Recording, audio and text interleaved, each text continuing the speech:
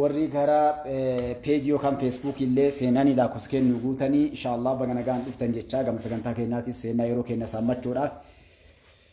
Assalaamu alaykum wa rahmatullahi wa barakatuh. Warri salaamu alaykum ettan wa alaykum assalaam wa rahmatullahi wa barakatuh. Warri anaa dhuftan anaa warri weelkaam ettan weelkaam baga nagaan dhuftan hundi keessan warri gara lachiinuu jirtan. Warri karaa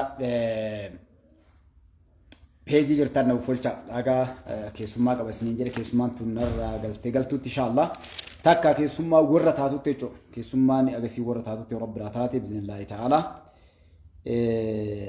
awulinti isinidha inshaallah yeroo waan hin qabneef inshaallah achiin duuba yoo rabbi dhe akkuma keenya deebina jechuudha. Tokko galgala waraabnee kaan gara halkan keessaa waraabna inshaallah. Gari salaamtaa kiyyattaan sun haqaayyoo fi abboo hundi keessan hunda gatina anallee siillee rabbiin nama haqaa dhaabbaatiin dhaabbatee milkaa'u hunda keenyaa kaaliqu samaawaat wal ardinu haa godhu. Rabbii laaftudha. Rabbiin gartee nama haqaa dhaabbaatiin dhaabbatee milkaa'u anaaf isinillee nu haa godhu. Kanatti aansuudhaanii muutii rafkaa yabbaa. Kanatti aansuudhaan yoo rabbi inshaallah wanni dhufirraa laallu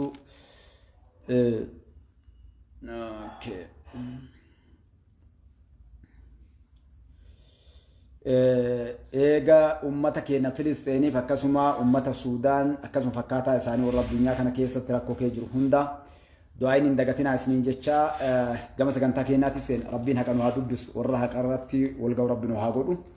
Warri karaa tiktookii jirtan namoonni yaada nuun faallaa qabdanii fi mormii qabdanis weelkaam dhiyaadhaa isiniin jenna. Gaafii yaada warri qabdan gaafii feetan gaafachuu mirga qabdanii inshaallah deebinis reediidha jechuudha. Akkasuma yaada keessanis namni waan barbaade asirratti karaa naamusaatiin dhiyeeffachuu mirga keessan paartii beete deeggartee manni kun mana walaaba namuu irratti yaada ofii karaa naamusaatiin dabarfatu.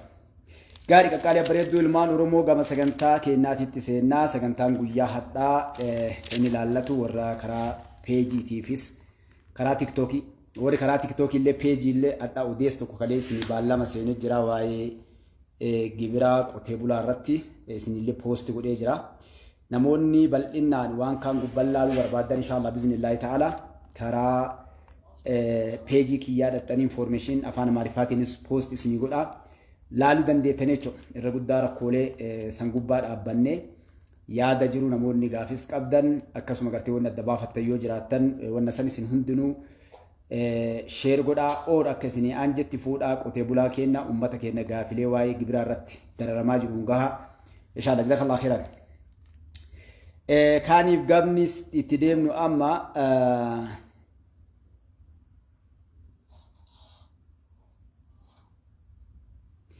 karaa itti seenu karaa sagantaa odeessa keenyaati bakki irraa eegallu inshaallah biiznillaahi ta'ala karaa Tigraayitii fi Eertiraa irraa eegallaa jechuudha. Itti aansinee shaneeffaannoo tankaarfilee raayyaa ittisa biyyaa irraa argannu warri peejii raayyaa ittisa biyyaa hin hordofne kanama kanaan peejii raayyaa ittisa biyyaa hordoftan informeeshiin hedduu waan isin wal dhibee fi nu biraa kijiba dhara warri jettan odeessaa ragaa qabatamaa wajjin argattan jechuudha.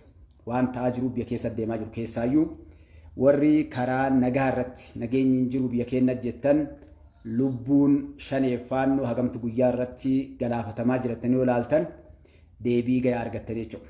Raayyaa ittisa biyyaa bobbaarra jiru maal dalagaa jiranii nagaa eegsisuuf kan jedhu karaa saniin bal'ina argattan inshaallah biiznillaahi ta'ala. Kanaaf wal qabatee akkaalee bareedduu ilmaan Oromoodhaa bakka irraa eegallu Eertiraa waan isaan hin niyyatin takkatu itti dhufe. Taanii boottaa taaniin koottaa jedhan jechuudha. Bakka irraa eegallu Eertiraa irraa eegalla. Osoo Gibxillee as keessa jirti. Eertiraan osoo isiin asabiif u'uu jettu ijoollee maseetee osoo xusxus jettu olii gadi shaabiyaan balaan addaa itti dhufe. Mootummaa Itoophiyaatiif uummanni Itoophiyaa akkasuma raayyaan ittisa biyyaa asabirraa haga Mitsuwaatti. Mitsuwaanis qabeenya Itoophiyaatii kan jedhu balaan isaan takkaa nutti galti hin jenne itti galte jechuudha. Seenaa waggaa 2000 ol Mitsuwaan qabdu.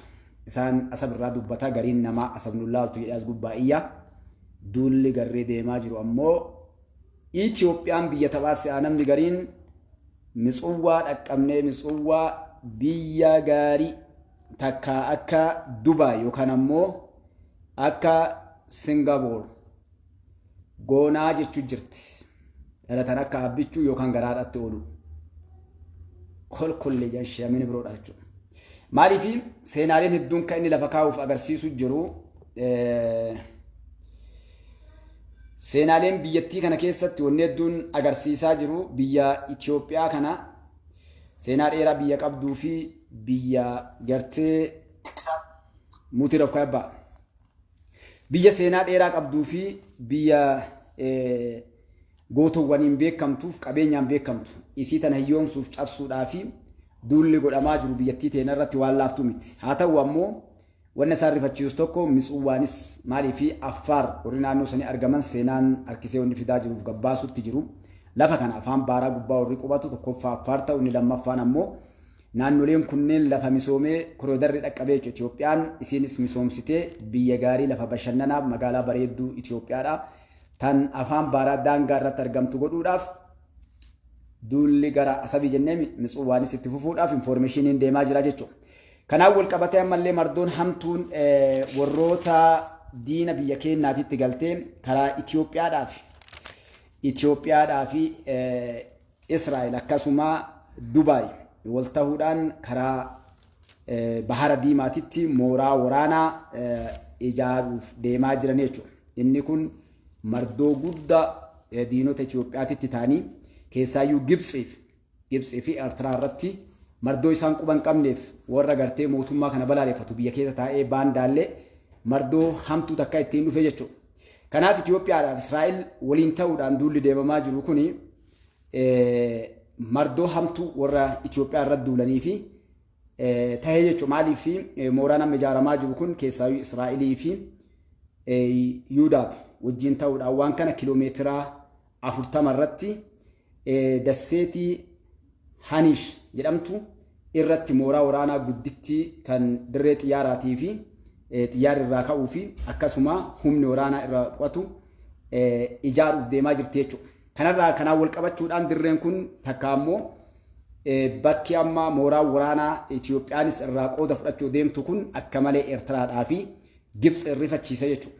Wanni kun warra sadiin kana ka'ulitti qindeessoo kan ammoo walitti qabee isaan akka deeman godhe tokko Israa'eloonni as keessa fidee rakkoo Huutii wajjin qabdu akkasuma Iraan wajjin qabduuf jecha adda osoo hin jaalanne Itoophiyaan akka karaa baara diimaa baatu godhuudhaa fi sa'a 24 dalagaa jirti jechuudha. Shimbiraaf lubbuudha shimbiraa ijoolleef taphaa shimbiraa lubbuu jedhan abbichuu fa'aa fi Itoophiyaadhaaf nu'uuf danta takka benefit chaansii arganne kan itti fayyadamnu warri kuuwwan ammoo dantaa mataa isaaniitiif jechuudha. Namni Itoophiyaa yaadeen jiru. Arabi Imireetiin Itoophiyaa wajjin jirtanii beektanii Dubaay jechuudha. Harka mirgaa Itoophiyaati. Alhamdulillah. Kanaaf wal qabatee bakka kanarratti sodaan adda jiru Itoophiyaan dirooniidhaaf xiyyaara lolaa dirree kanarraa kaaftee akka barbaaddees sa'a barbaaddeetti Eertiraa akka jedhan san gootu himamaa jira jechuudha. Hayyoonni maaliif kiiloomeetira 40 waan ta'eef salphatti lafa gabaabduu jechuudha. Dirooniin sa'aatii 24-36 diroon Itoophiyaan qabdu qilleensarra turti. Kanaaf akka taphatti biyya keessaa qofaa miti bishaan bahararraa kaa'uudhaan yookaan ammoo dasseetii Haneesh jedhan kanarraa kaa'uudhaan Eertiraa akka barbaaddeen mataa keessa quutii jechuudha.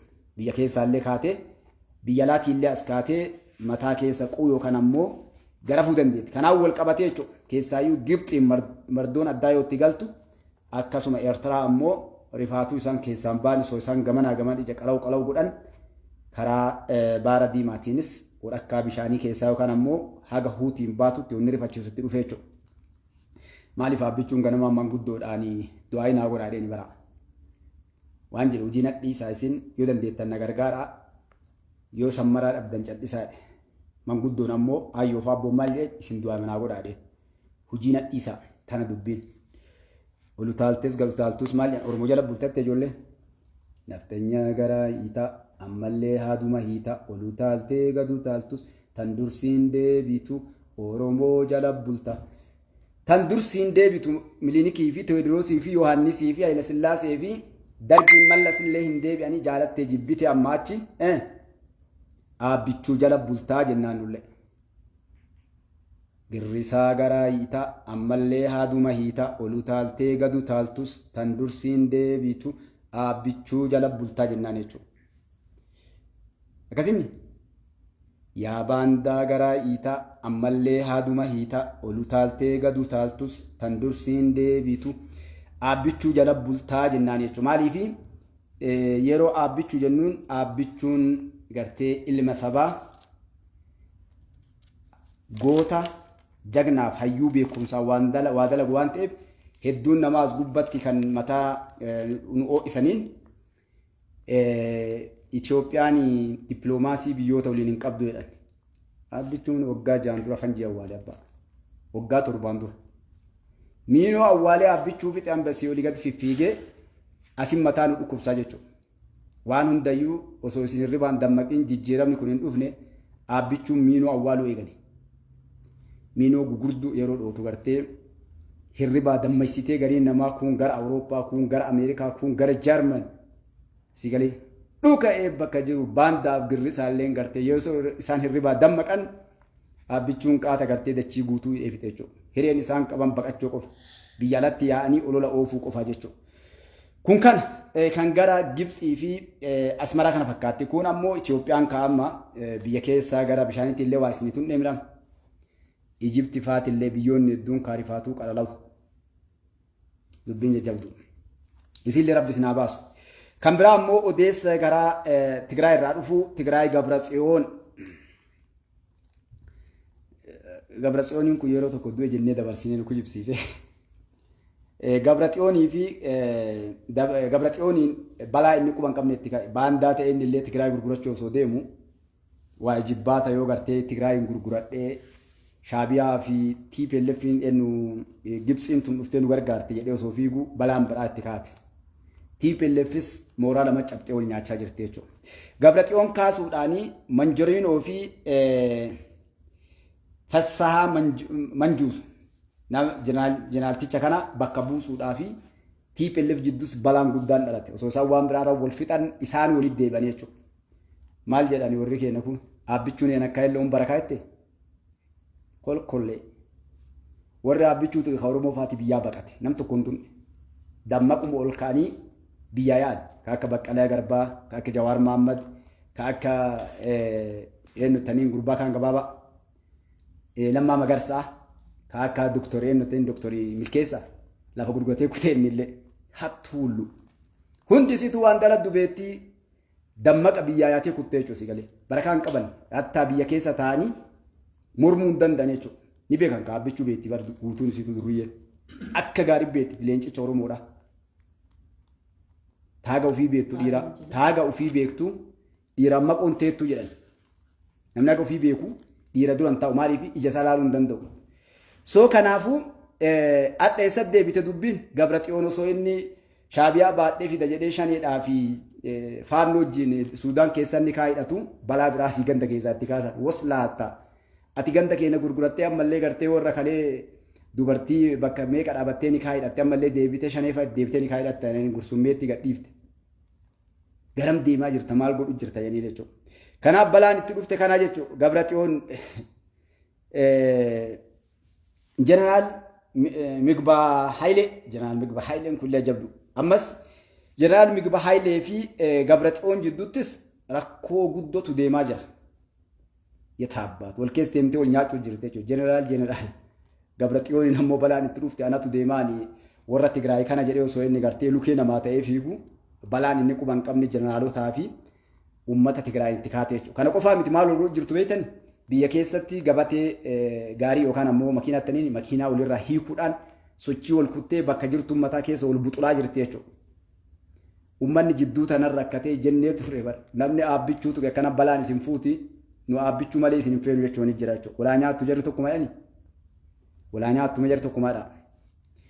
Wamaa namni tokkollee gadhaquu hin danda'u. Kana abdattee shaneen faati jawween faati nuti jawween fadhaa jawwee kana yoo as keessa makne hin ta'u maaliifi Oromoo keessaa namni hadha jalqabani kaaya Shaabiyaa fi Ijiptii fi TPLF fi faannootti hidhatee isaa jechuudha. Eenyu si aana jennaani in nyaattaa kootu daalacha. Eenyu si aana jennaan nafxanyaan na aanaa jedhe Oromoo. Oromoo si aana moo nafxanya jedhanii maal olii fidda gurbaa nafxanyaan na aanaa jedheen. Lidatu ayyaanootu na aanaa jedheen. Taphattaa kolkollee. yeroo namoota kana dhagaa irratti darbuu lafaa kaaneetii miti ni beekna eenyummaa isaanii ka eenyu akka isaanitti taanuuf eenyu akka ta'an. Adda kanuu balaan isaanii dhufte maarree warri isaan gartee nutti aanan jedhan guutuun isaaniitu shanii balaa shanii illee badii shanii isinii gadi dhufuun deema warri shanii deeggartan ijoollee shaniidhaa suuraa dhiyoo kana baaftanii viidiyoolee baaftanii deemtaniini peejii raayyaa ittisa biyyaa dhaqa warri kiyya mormitanii dhaqa alaalaa waan shanii godhaa jiran.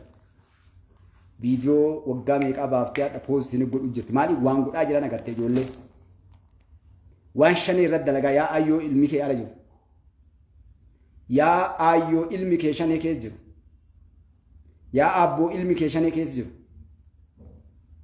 yaa warra taa jennee isin dadhabne rabbi isin haa dandeessu gaa maal jedhe leencichi oromoodhaa fiildi maarshaal Biraanuu Juullaa chaaloo jedheen dirooniidhaan dhukkee nurraa kaasaa jiran hin jenne naftanyaa fi baandaan shanii akka waan diroonii filanii akka wanneen maal jettanii jedheen leencichi oromoodhaa.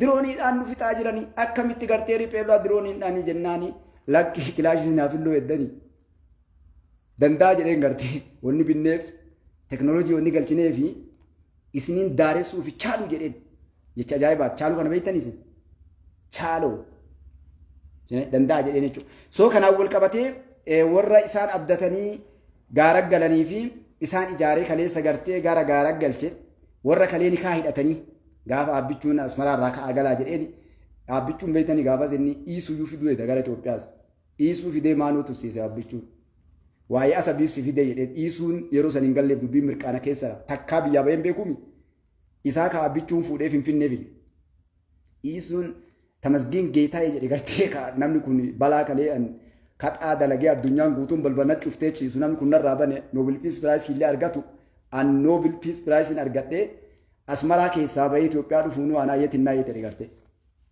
tanzii jedhanii ni garde warra dirree muudu kanatu walii jedhaan jaartii nama qabsiirraa ol qabee laaleeti jaartii namaa ganaa laaluu iyyatin naayete akkasanii iisuun gaafas Itoophiyaa dhufuun kii akka waan Ameerikaa dhaqeetti itti ilaalaa jedhe gaafas eegas yaabbichuu waan si fidee beektaa jedheen wanni si fidee bar lafateen adda isirraa deeffachuuf deemaa makkam jettaa hin garte warra ati ergattuu bututtuu ergamtu atachi teettee nuun sodaachisu Itoophiyaa ittiin diigdu guutuu siitu gal jedhee Gimboossabaattiinis ganda Amaaraatti galte Shaneenis tuun ganda garte Amaaraatti tuun ganda Oromootti galte Ogaadeenis galte amma mee warri naayima amma Beenishaangul warra achi wal ga'ee ni wali qabee ittiin Itoophiyaa sodaachisu guutuu jalaa galchee atillee jala dhuftee dheen garte jaartii irraa galfatan beeytan gosti jabduun bar jaartii ofii jalaa galfattee gurbaa intala isaanii fuudhee tuffattee jalaa galchiti jala dhufa kadhaa. Iisuun akkas illee hin taane jalaa fuudhee waan jiru diigee galchee iisuullee jala fide iisuullee fide akkam taatanii jedhee gaggaba qalalawu. Shaneen ammoo yeroo achii galtu alaa maqalee gortee alaabaa TPLF fi alaabaa shaneedhaa wal qabsiisanii daqiiqaa 27 wal kaanii galee amma galtee waan nun jettu beektu as dhufte. Ijoollee moora guuree fixee akkas godhee jetti gartee jawaarillee karaa nagayaatiin maali jettee as gubbaa nutti hojii kolkollee. Soo kanaafuu abbichuun gandi TPLFs akkasii wal nyaachaa jira jechuudha. Shanee faannoon ammoo wayyoo jaarsi keenya kun dadhabaadha. Deengadduma ni kaayidhattee barjaa abbichuun ammoo nama balaati. Rabbi umurii isaan haa dheeressu waan dalaguu danda'u gartee leencichi Oromoo kun. Deengadduma torbaan dabre keessaa biyyuma diigamaa jiru sun moggaa achi yaatee ni kaayidhattee dhufte. Shanee fi faannoo fi TPLF namni ni kaayidhee jarchi musgida yoonaa jettee nan gaaftin haasa. Alaa kulli haali ni kaayidhattee dhufte jechuudha. Osoo isaan xiqqoollee qilleessi illee agartee xiqqoollee rambayin keekii isaan muran mardoon itti galtee jechuudha. Gabrasiyoon ni kaayidhatee dhufee dubartii lama fuudhee dhufee jedhee osoo inni uummata ittiin labsin isayyuu ganda keessaa kabalaa isaan itti kaatee jechuudha. Soo kanaaf akkasii rabbiin mee gartanii waan tolnu haadha geessu jenna jechuudha. Kun kagaa fi musuubaa isin tuqee isin gabaabsee gara sagantaa keenya seenuudhaafi gama shaneeffaan nuti isinii seena. Walumaa hidhattii mira jarri. Ayi jawaariin osoo kana naaf iddanii sila isarraa gaafii qabaadha. Faannoo jagnaanoo akkuma gaafa TPLF nuun jedhe inni amma abdiin inni qabu TPLF cabxee argee jira dhibbaa dhibbatti. Haa ta'u ammoo Oromoon nama lamaa balleessuu deemti nuun jedhemi. ummata Tigraay fi Amaara balleessuu deemti ana isin duuba jira gifuu jedhe illee inni akka jedheef gaafasi Ijipti alaa gargaarti Shaabiyaan achii gartee rasaas darbitii fi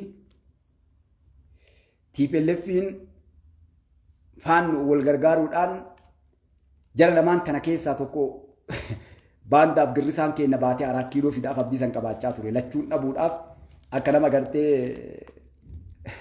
maal jedha jecha manguddoo as keessa jira abdii san qabateeti Oromoon Tigraayiif yookaan ammoo Tigreef Amaara balleessuu deemti ana isin duuba jira gifuu jedheen maa gaafas akka jedhee gifuu jedhee barbee keessaallee ijaaree Oromoo wal nyaachisee sin fideechuuf yaalii san kaase amma balaa itti dhuftetti himna kaan birgeedii Faasila Das birgeedii Faasila Das jedhamtu jira ka'ee nu beektani birgeediin kuni birgeedii guddaa nafxanyoonni qaban keessaa tokko jechuudha Gondar naannoo Gondar aanaa Saqqalatti jedhan keessa so'a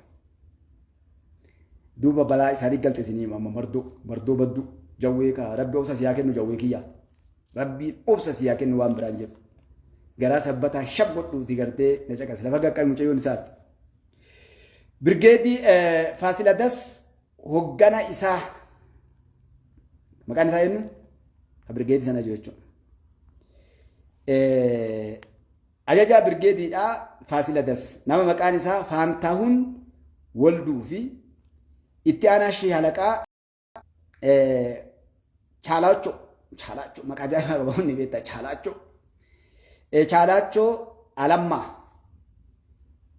kunniin yeroo waraana isaa isa dura bashak mataa dhaw qaw mataa naf 80 dura lafatti hafan ijoo dalaa jedhaniin isaan yeroo waraana jarri ajajan 80 lafa guuranii Chaalaachoon fa'a chaaloo dadhabanii danda'uu dadhabanii harka ol qaban jechuudha. Peejiraa yattisa biyyaa dhaqalaala foormeeshinii qabatamaa qulqulluu isinii fiduu jira jechuudha. Ajajaa birgeediiti kun eenyu maqaan isaa Chaalaachoon Faasiladis birgeedii ajajaa birgeedii Faasiladis jedhan kana Faantahuun akkasii gartanii Faantahuunis harka kennachoo qofaa miti waan jedhe ijoollee bara tokko dhiifamallee dhaagodha dubbiin akkasitti tolti gujii ture bara 1995 akka faranjiititti kennat deeffadhaa isin baatii isaa yaadadha I think gara amajjii maal kana fakkaate ummata keenya ficciisa lallasiin kun ummata gujiidha naannoo qilleensoo jedhan warri beektan garba gar caffee naannoo agar maaram kana magaalaan kun keessaayyuu qilleensoo lafa jedhan kana ummata keenya buna jimaa lafa jimaan irraa ekspoort ala godhamu jimaa qudaa jedhanii waggaa sadii akkas ture naannoo sana achi haga gadi abbaa mici warri beektan haga biyyee diimtuu achiin haga mooyyalee isiin gara qonnaa bakka Alamuddin warqii irraa baasu dhahaba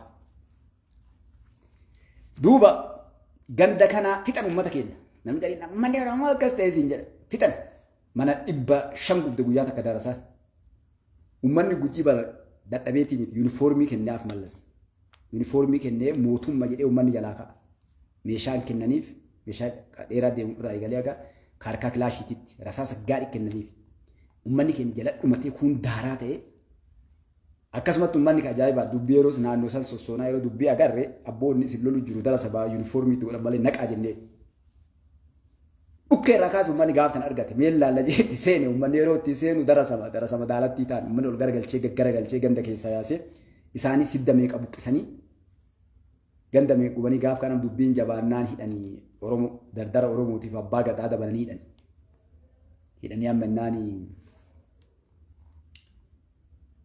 duuba oppidoo jira gaafas mana hidhaa hidhanii darra hidhaa keessatti dararraan nyaatanii ennaan amma oppidoo jira oppidoon abbee nyaadhaa jettee nyaattara ergamtoota itti ariite hojiin dhiira wallaahi jagan akkasii rabbi nan garsiin ari'ate abbee lakkaa'onni akka kennaa miti Tigree yoo dhufte mataa isin irraa guurtii nyaadhaa jedheen Oromoo garaan jabaattuu mire ni didanii gaaf kan waan gootuun dhabdu namni beelaan dhumachaa jira nyaanni gad deebi'aa jarillee dhiirtu oppidoon dhattee itti hin didanii eenyutu nyaachisaa eegaa jette.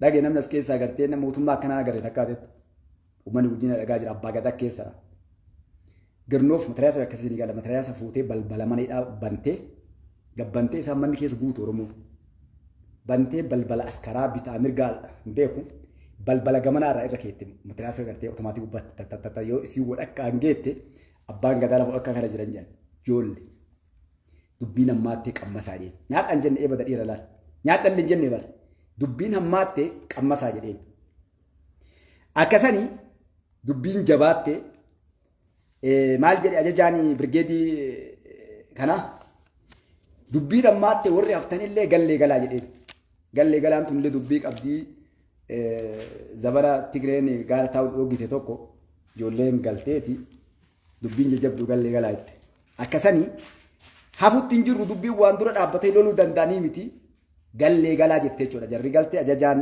shaalaqaa ittaanaa kunii fi akkasuma birgeedii ajajaan kun maal jedheen gallee isinillee galaa harka kennanne harka kennadhaa jedhan jechuudha kanaaf warri jawaarfaatiin uffaarsan keessa jawween jechuudha jawween uffaarsu waan inni jedhu gabbayee karaa feesbuuk peejii isaatiin irraa dhageennaa jechuudha waan inni jedhu kanaaf warri kuni warra hafeenis gallee galaa jechuudhaanii dhaamsa erganiifi jechuudha gama shanee dhufnaam kun gaggabaabsee keessaa isinii fuudhe namoonni karaa tiktookiitiin waan na eeganiifi kibla xooriin taraaraa kan jedhan 601ffaan tankaarfii shanee irra fudhateen ajajaa koorii birgeedar jeneraal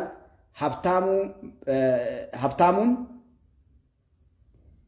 akka jedhanitti kunis laala qabatama bakka waliin ajajaa kamuuliin akka ta'e isiniin duula godhame shanee irra godhameen ji'a 3 keessatti bobbaa waraanni kun kibla xooriin taraaraa jedhan kun kibla xooriin 601ffaan fudhateen ji'a 3 keessatti naannoo bobbaa'isan keessatti shanee 586 itti mahin didaa irkisan hin jigaa mala guchuu maluffichaa jette Oromoon lakkaa jennee harka isin irra qabne joolle wanni kun hin taatu lakkaa jennee isin dadhabne warra jenneen nama 568 akkan galle goonee jenne barsan jechuudha ilmaan Oromooti qoqobaa dhufnam baduratti 80 faannoon kun ammoo shanee naannoo tokko kana qofaa miti keessa hambise maalidha shaneen naannoo Beenishaangul keessa sootu pireezidantiin naannoo Beenishaangul jeneraal Jinaasaa godheen peejii irratti ilaaluu dandeessanii guutumaa guututti naannolee sanii keessaa fi naannoo sanii dhiyaatu bakka hedduu barbadeessuudhaan qulqulleessanii naannolee hedduu bilisa baasanii jiran jechuudha. Naannoo amma waraanni kun keessa so'aa jiru ammoo murannoodhaan naannoo hedduu keessaa shanee qulqulleessuudhaan akka naannolee sunneen ummataaf nagaa taatu godhaa jirraa jedhan naannoo gaan kana qulqulleessuun guututti akka lamuu bakka sanitti hin deebinellee ummanni naannolee nagaan bobba'ee dalaguu fi hojiirra kan jiru jedhan karaa peejiitiin inshaallaa kaan dhaxxanii laallachuu dandeettanii qulqulleessaa jiran jechuudha. Kanaaf wal qabatee gabaabdumatti warri kun peejii raayyaa ittisa biyyaa dhaqaati odeessa guutuu barruun barbaaddanii viidiyoon barbaaddanii meeshaalee waliin wanna isinii kunniin ragaa wajjin dhiyeessaa peejii raayyaa ittisa biyyaa dabarsaa jira. Warri kanaa miti nuti warruma dhumate sanuu arguu barbaanna jettan ammoo isinitti maali? Sulillee bakka qabde jechuudha. Eenyu peejii raayyaa ittisa biyyaa qaba kaawwannaadha. Warri karaa warra dirree jiran gubbaa godhattanii garuu laaluu hin dandeettan. Garuu an akka kiyyatti isiniin ergu yoo dhattanii laaltanii I'm sorry it is bad jettiin faranjii waan akkasii hama hedduu siyuu kaneessa namooma keessi jibbisiisa jechuudha. Namooma kan keessi jibbisiisa. Maaf nama ta'ee dhaladheetta jechuudha. Maaf nama ta'ee dhaladhee jetta.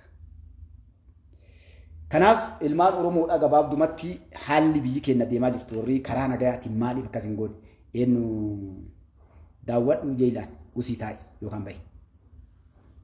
Kijiba ta'uu ragaa hojii sitti mujjirra dhagee achi Oromoon anaan Mustafaa miti. Warri jala deemtee kijiba jettuu fi warri waan biraa waan goota dhaqaa raayyaa ittisa biyyaatiin kijiba jedhaani maal gootanii Mustafaas deemtee nyaata ragaa isin kaleessu jira. Akkati waan kan argattee gurra si buusutti akka warri keenya baane siin gahaa jira malee si honnachuu fi miti arrabaa jala deemtan arrabsina anaami ka fixee fi tankaarfi fudhachaa jiru. Nageenyi hin jiru. Mootummaan kun nagaa buusuu dadhabeettanii mi? Okay nageenyi qabuu maaliif? Warra gartee isin bilisoomsina jedhee gabbaa isaan mataarraa guuru rakkoon galaa jiru saamichi uummanni keenya kasaabamaa jiru Maalii fi namoota kanniiniin jechuudha. Namoota amma maqaa olii dhoofnu kanniiniin. Telefoon irratti illee. Okay. Namoota kanniiniin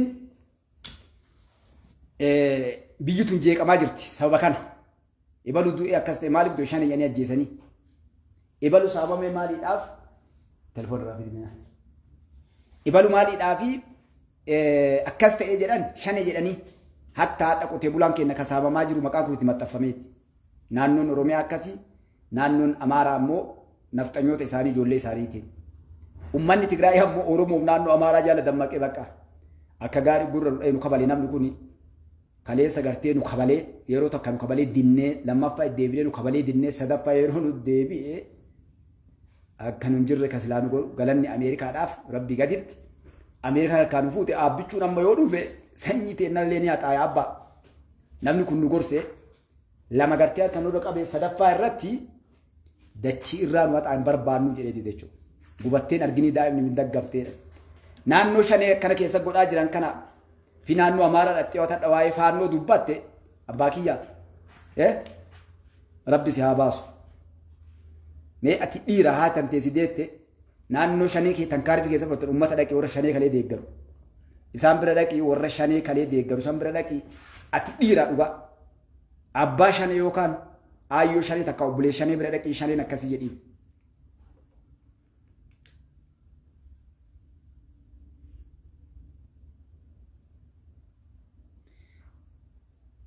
Gadaa milkii maal jette? Dhugaa xiqqoo qabdu kijiba keetiin fashalsita. Raayyaa ittisa biyyaa maaltu amana?